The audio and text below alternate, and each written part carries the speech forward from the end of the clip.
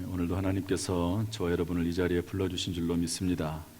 우리 예배를 통해서 하나님께서 영광 받으시고 또 우리에게 큰 은혜와 복이 되기를 주님의 이름으로 축원합니다. 오늘 제목은 요단강 도하의 목적과 교훈, 이런 제목입니다. 따라서 합시다. 요단강 도하의 목적과 교훈. 성경에는 홍해 도하가 나오지요. 지난 주일날 제가 설교 말씀을 전해드렸습니다. 그런데 요단강 도하도 나옵니다. 홍해는 모세를 통해서 건넜지요. 앞에는 홍해가 앞에 서 있고 뒤에는 애국 군대가 쫓아오는데 하나님께서 모세의 지팡이를 가리키게 하셔서 동풍이 불게 하시고 그래서 홍해를 건너게 하십니다. 그 기간 동안 애국 군대는 뭐 하고 있었냐? 빨리 공격하지. 하나님께서 흑암을 그들 사이에 두셔서 그들이 혼란에 빠지도록 했다고 성경은 기록을 하고 있습니다. 이렇게 해서 이제 애국 군대는 멸망당하고 이스라엘 백성들은 광야 생활을 들어가게 되지요. 원래는 지름길로 가면 빨리 갈 수 있는 길인데 이 가나안 땅에 도착을 해서 정탐꾼들이 잘못된 보고를 하고 부정적인 보고를 해서 정탐한 40일 기간에 하루를 1년으로 계산해서 40년 동안 광야 생활을 방황하게 됩니다. 지나고 나면 사실은 그것이 필요했습니다. 어쨌든 그렇게 해서 다시 이제 가나안 땅 근처에 가게 되는데 이때는 이제 모세는 느보산에서 하나님의 부르심을 받고 그리고 모세의 후계자인 여호수아가 지도자로 서 있게 됩니다. 앞에 요단강이 놓여 있지요. 이제 여호수아가 그 요단강을 건너서 가나안 땅으로 진격하면 됩니다.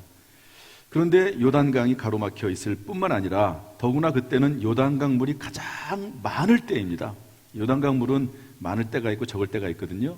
적을 때는 사람의 수단을 사용을 해서 건널 수 있습니다. 그런데 많을 때는 건널 수가 없습니다. 그런데 하나님께서 요단강 물이 가장 많을 그때에 요단강을 건너라는 겁니다. 일반적으로 상식적으로 생각을 하면 당연히 물이 빠질 때까지 기다려야 되죠. 하나님께서는 그런데 그냥 가라는 거예요. 하나님께서 홍해로 일부러 인도하시지 않습니까? 그러니까 원래 애굽에서 가나안 땅으로 가려고 하면 해변도로를 따라서 직선거리로 가면 그렇게 멀리 되지 않습니다. 그런데 하나님께서 굳이 직선거리가 아니라 밑으로 뚝 떨어져 가지고 홍해로 가게 하시거든요. 그런데 이번에도 똑같이 요단강, 물이 가장 많을 때 요단강을 건너가라고 하시는 것입니다. 하나님께서 왜 그렇게 하셨을까요? 이렇게 요단강을 건너게 하신 하나님의 이유와 목적은 무엇일까요? 오늘날 우리에게 주시는 교훈은 뭘까 하는 것들을 좀 찾아보려고 합니다.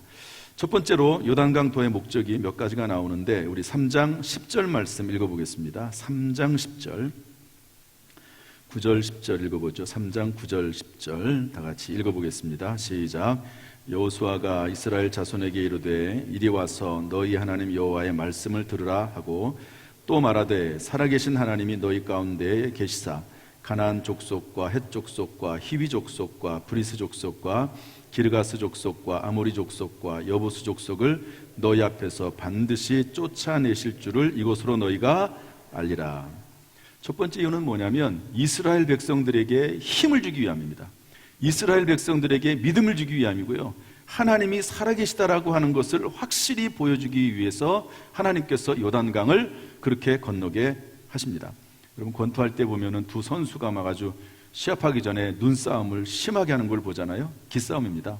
전쟁할 때 보면은 장군이 앞에 서가지고 연설을 한번 하지요. 그러면은 막 군인들이 전부 다 칼이나 창을 높이 들고 환호성을 지르지 않습니까? 이 사기를 올리려고 하는 겁니다. 하나님께서 이스라엘 백성들에게 가나안 땅으로 들어가기 전에 가나안 땅에 들어가면 전쟁이거든요. 미리 하나님께서 사기를 올리시고 하나님에 대한 확신을 심어주시는 겁니다. 여러분 확신하고 시작하는 것은 상당히 중요합니다.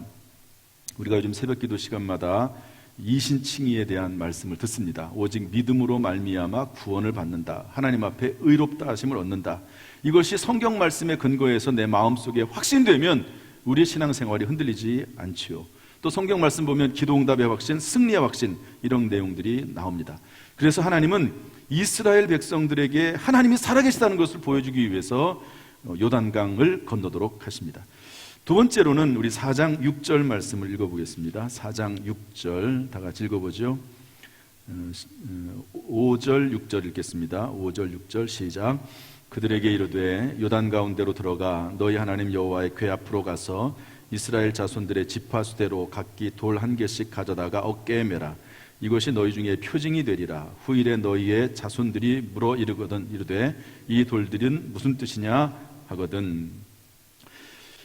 그런데 이 요단강을 건널 때 어떻게 건너게 하시냐면, 홍해는 모세 지팡이를 통해서 동풍을 불게 하시는데, 요단강을 건널 때는 제사장들로 하여금 법궤, 언약궤를 메고, 그리고 이것을 맨 다음에 요단강 물을 딱 밟으라고 말을 하십니다.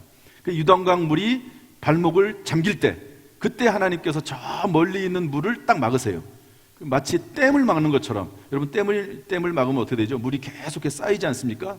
그런 식으로 해서 물이 막히고, 그러면서 물은 점점 내려가서 결국에는 바닥이 마르게 되겠죠. 그렇게 해서 요단강을 건너게 하시는데, 하나님께서 제사장들이 그 요단강 정 가운데 딱 있게 하시고, 그리고 백성들이 다 지나갈 때까지 기다리라고 하시거든요.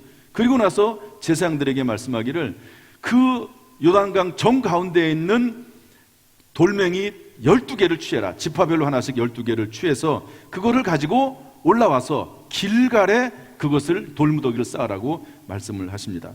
물어보죠, 당연히. 하나님 왜 그렇습니까? 그랬더니 나중에 너희의 자녀들에게 표징이 될 것이다. 하나님께서 정말로 요단강물을 건너게 하셨는데 이 돌무더기가 그 증거다. 그러면서 돌무더기를 쌓게 하신 것이지요. 이렇게 요단강 도하의 목적은 자녀들에게 하나님이 하신 일을 알게 하기 위함이었습니다. 세 번째 목적이 나오는데, 우리 4장 24절 말씀 보겠습니다. 4장 23절 4절 보겠습니다. 4장 23절 24절 시작. 너희 하나님 여호와께서 요단물을 너희 앞에서 마르게 하사 너희를 건너게 하신 것이 너희의 하나님 여호와께서 우리 앞에 홍해를 말리시고 우리를 건너게 하심과 같았나니, 이는 땅의 모든 백성에게 여호와의 손이 알게 하며 너희가 너희 하나님 여호와를 항상 경외하게 하려 하심이라 하라. 첫 번째로는 이스라엘 백성들에게 하나님에 대한 믿음을 주기 위해서, 두 번째 나중에 자녀들에게 표징이 되게 하기 위해서, 세 번째로는 상대방 가나안 사람들을 두렵게 하고 전의를 상실하게 하기 위해서 그렇게 했다고 말씀을 하고 있습니다. 내 편에서 힘을 내는 것도 중요하지만 상대편에서도 더 강력하게 도전을 해오면 이게 싸움이 치열해지잖아요. 그런데 하나님께서는 이 요단강 사건을 통해서 이스라엘 백성들에게는 힘을 주고 저쪽 백성들에게는 사기를 떨어뜨리는 그런 일을 하나님이 계획하셨습니다. 그래서 5장 1절 말씀 보면 뭐라고 되어 있냐면, 이 말을 듣고 가나안 백성들이 마음이 녹았고 이스라엘 자손들 때문에 정신을 잃었더라, 이렇게 되어 있습니다. 결국에는 하나님께서 요단강으로 인도하신 이유가 다 있었던 것이죠. 또 4장 24절 밑에 보면은 이것을 통해서 하나님을 경외하도록 하신다고 말씀을 하고 있습니다. 마지막 다섯 번째로 요단강 도하의 목적이 있는데요, 우리 3장 7절 말씀을 읽어보겠습니다. 3장 7절 말씀 다 같이 읽어보죠. 시작. 여호와께서 여호수아에게 이르시되 내가 오늘부터 시작하여 너를 온 이스라엘의 목전에서 크게 하여 내가 모세와 함께 있었던 것 같이 너와 함께 있는 것을 그들이 알게 하리라. 여러분, 모세가 백성들과 함께 홍해를 건너면서 모세의 지도력이 확실히 더 세워졌잖아요.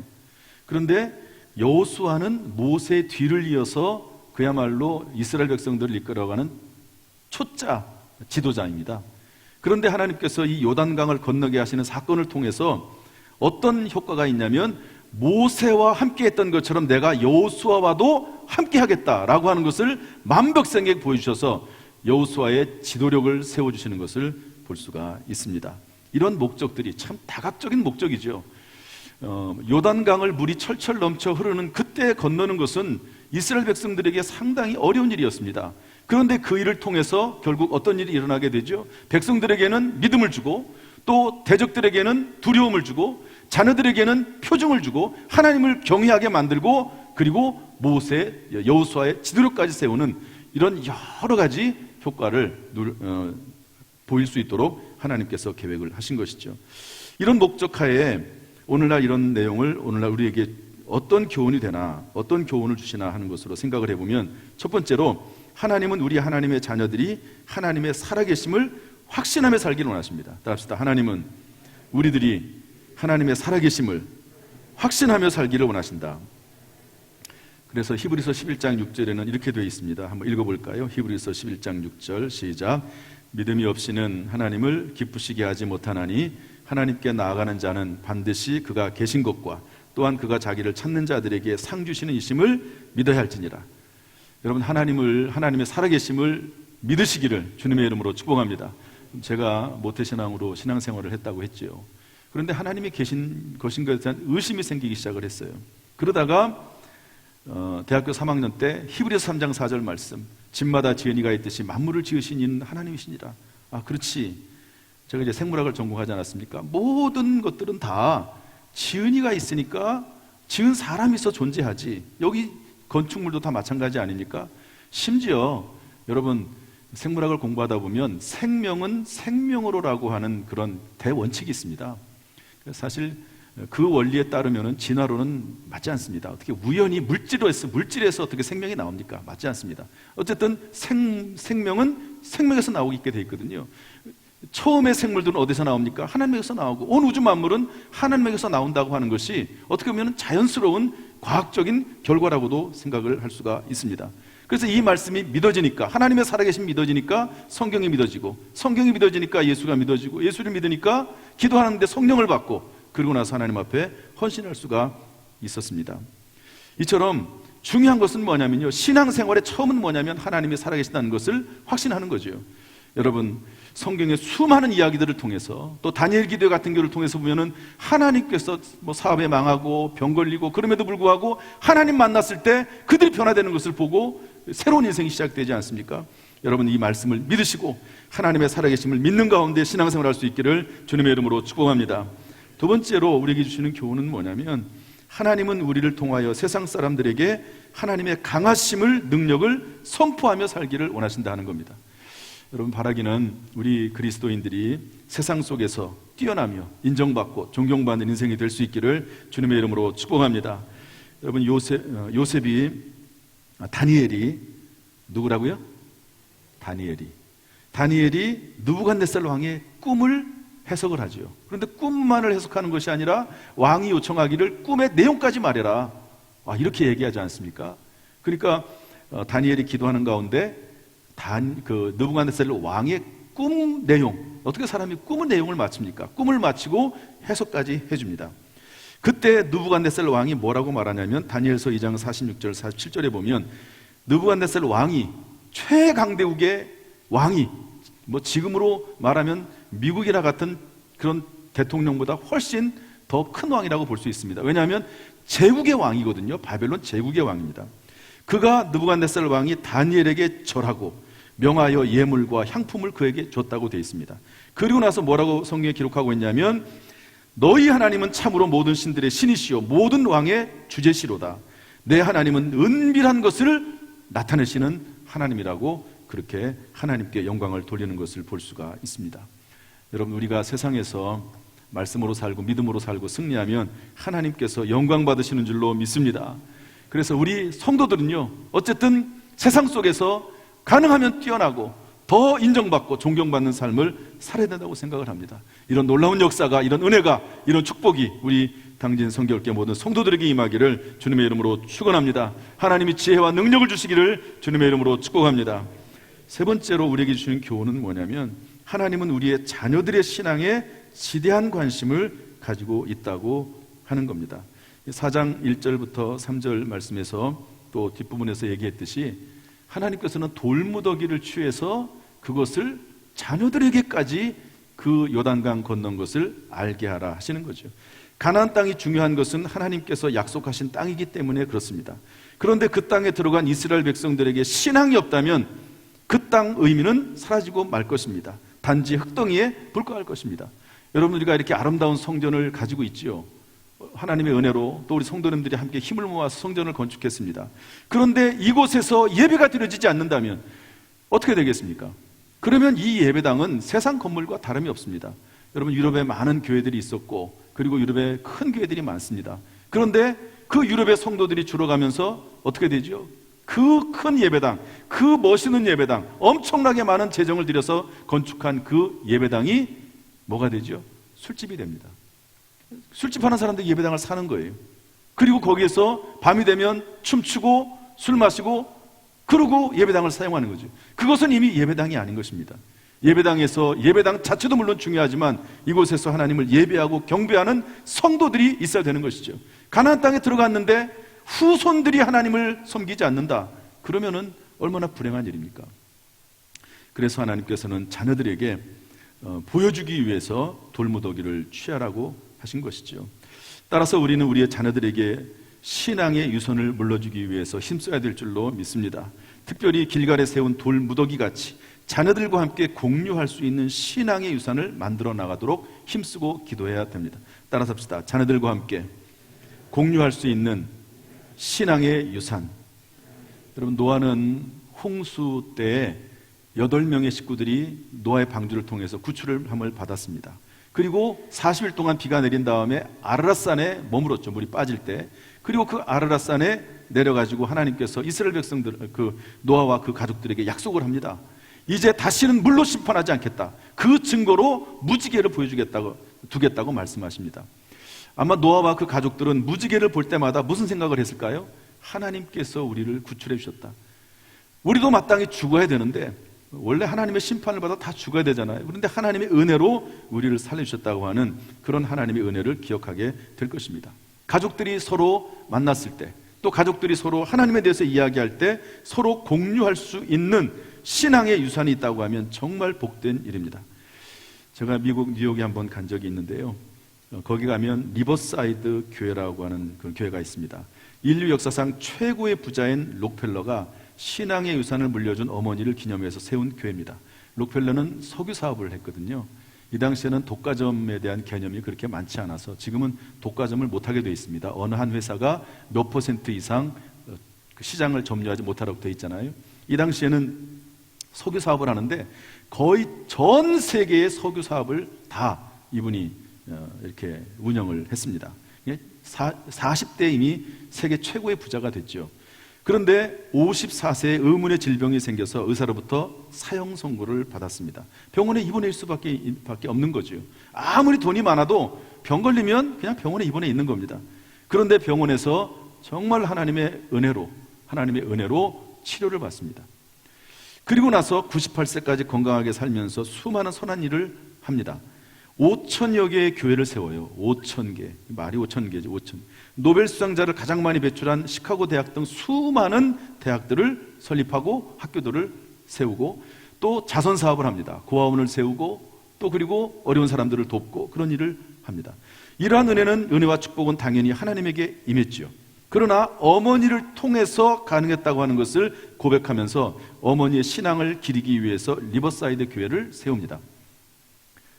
그리고 지금까지도 그 록펠러 어머니의 교훈 10가지가 전해 내려옵니다. 제가 그거를 만들어서 비치를 해놓으라고 했습니다. 뭐 들어오실 때 가져온 분도 있겠지만 나가실 때 하나씩 가져가셔서 참고로 쓰시길 바라요.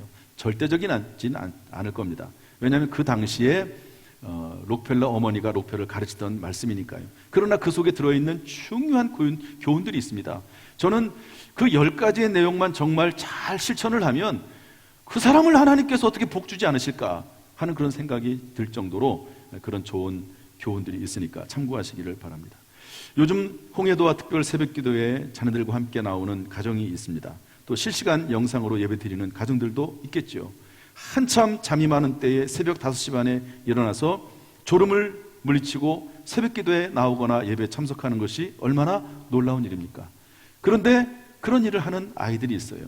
뭐 제가 얘기를 들어보니까 부모님들은 새벽기도 나오기 힘들어하는데 애들이 막 극성이고 성화해가지고 새벽기도 나오는 그런 가정도 있다는 얘기를 들었습니다. 어쨌든 여러분이 새벽기도에 나올 수 있다고 하는 게 정말 큰 축복이고 은혜입니다. 이게 사람의 힘으로 되는 것이 아니고 성령의 은혜지요. 성령의 감동에 순종해 나왔든지 아니면 부모님에게 순종해서 나왔든지 간에 그런 모습을 가지고 새벽기도에 나오는 어린아이들, 얼마나 복된 아이들입니까? 하나님께서 이삭과 같이 하나님께 순종하고 부모에게 순종했던 이삭과 같이 그 인생을 평생 순조롭게 하시기를 주님의 이름으로 축원합니다. 여러분, 하나님께서는요 자녀들에게 관심이 많으시거든요. 그러니까 돌무더기를 가져와서 쌓으라고 하시면서 믿음의 그 신앙의 대를 이어서 하나님을 섬길 것을 말씀하고 있습니다. 바라기는 우리 성도들이 정말로 이 땅에 살면서 기존의 어른 성도들이 복을 받을 뿐만 아니라 그 신앙이 자녀들에게도 이어질 수 있기를 주님의 이름으로 축원합니다. 마지막 네 번째로, 하나님은 교회의 지도자들과 성도들이 서로 존중하고 귀하게 여기는 가운데 하나가 되어 하나님을 섬기기를 원하십니다. 하나님께서요 여호수아의 지도력이 아직 없지 않습니까? 그런데 이 요단강을 건너게 하시면서 여호수아의 지도력을 높여주세요. 그런데 지도력을 높였다는 데 중요한 게 아니고 그것을 통해서 백성들이 여호수아를 신뢰하게 되고 또 그리고 그들과 한 마음이 되어서 함께 가나안 땅에 들어가고 함께 이제 가나안 땅을 정복을 하고 함께 서로 하나님을 섬겼다고 하는 것이 중요합니다. 우리 교회도 마찬가지고요. 어느 공동체든지 다 마찬가지 아닙니까? 지도자들과 성도들이 한 마음이 되는 것을 통해서 교회는 부흥하고 발전하게 되어 있습니다. 저는 우리 교회를 생각할 때마다 얼마나 감사한지 몰라요. 우리 장로님들이 지도자 그룹을 담임 목사와 함께 형성을 하면서 한 마음이 되고 한 뜻이 되고 서로 사랑하고 존경하면서 교회를 운영해 나갑니다. 얼마나 감사합니까? 성도들이 또 뜻을 모으고 마음을 모아서 또 장로님들이나 지도자들이 성도들을 섬기는 마음으로, 낮은 마음으로 행하면 이런 모든 모습을 통해서 하나님이 영광 받으시게 될 줄로 믿습니다. 이런 일들을 위해서 계속해서 우리가 하나가 되고 하나 된 것을 힘써 지켜나가야 될 줄로 믿습니다. 오른쪽에 이쪽에 보면은 제가 그래서 기도 제목을 3가지를 기록해 놨잖아요. 하나님 하나가 되게 하옵소서, 하나 된 것을 힘써 지키게 하시옵소서. 가정도 마찬가지고 직장과 사업도 다 마찬가지입니다. 이렇게 하나님과 함께 힘을 모아서 일을 하고 살펴나가는 가정, 직장, 또 우리 교회 될 수 있기를 주님의 이름으로 축원합니다. 이제 말씀을 정리하겠습니다. 저를 보시죠. 하나님께서는 이스라엘 백성들을 애굽에서 가나안까지 지름길로 갈 수 있도록 충분히 갈 수 있음에도 불구하고, 빨리 갈 수 있음에도 불구하고 밑으로 뚝 내려가서 홍해를 굳이 건너게 하셨습니다. 그리고 여호수아를 통해서는 물을 좀 시간을 기다렸다가 물이 좀 없을 때 건너게 할 수 있음에도 불구하고 굳이 가장 물이 많은 그때에 요단강을 건너게 하셨습니다. 이처럼 때때로 하나님은 이해하지 못할 상황으로 인도하십니다. 우리 앞에 어려운 일들을 하나님이 허락하시기도 하시고 스스로 우리가 그런 일들을 또 계획하기도 합니다. 그런데 이런 이해하지 못할 상황 가운데로 하나님이 인도하시지만 그것을 통해서 하나님께서는 오히려 영광 받으시고 세상에 하나님의 능하심을 선포하고 자녀들에게는 복을 주시고 우리에게는 하나님의 살아계심을 확신하게 만듭니다. 우리도 인생길을 걷다 보면 홍해가 앞을 가로막고 요단강 물이 넘치는 상황이 임할 수도 있습니다. 그런 일이 없을 수는 없습니다. 그것을 어떻게 극복하느냐가 문제지. 그러나 그때 하나님의 말씀을 더욱 붙잡고 순종함으로 나아가면 인생의 홍해와 요단강이 갈라진 은혜와 축복이 우리에게도 임하게 될 줄로 믿습니다. 기도하는 가운데 하나님께 지혜와 능력을 받아서 실천하는 가운데 막히면 하나님 앞에 지혜를 구하는 가운데 또 하나님 앞에 기도하는 가운데 지혜와 능력을 받아서 또 실천해 나가고, 이런 과정을 반복하다 보면, 따라서 합시다, 반복하다 보면 하나님께서 결국에는 하나님의 가장 선하고 좋은 길로 인도하실 줄로 믿습니다. 이런 은혜와 축복, 생명과 풍성의 삶이 저와 여러분에게, 자녀들에게, 가정에, 직장에 임하기를 주님의 이름으로 축원합니다.